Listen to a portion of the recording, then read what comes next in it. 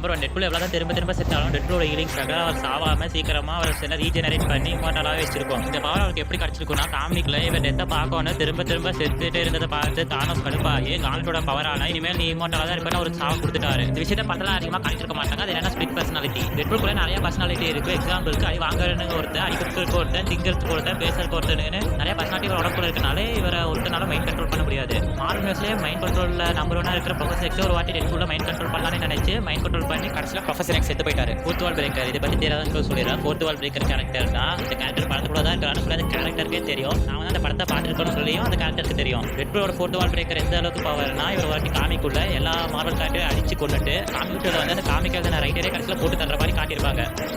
இந்த விஷயம் நிறைய பேருக்கு தெரிஞ்சுக்க வாய்ப்பு இருக்கு. அது என்னன்னா டெட்பூல் வந்து டிசி யூனிவர்ஸ்ல இருக்கிற டெக்ஸ்லாட்ங்கிற ஒரு கேரக்டர் மையமா வச்சு தான் இந்த டெட்பூல் கேரக்டர் உருவாக்கியிருப்பாங்க. எக்ஸாம்பிளுக்கு 2 பேரோட காஸ்டியூம் பார்க்க ஒரே மாதிரி தான் இருக்கும். 2 பேருமே 2 கத்தி வச்சு தான் சண்டை போடுவாங்க. 2 பேருக்கும் ஒரே பேர் தான்.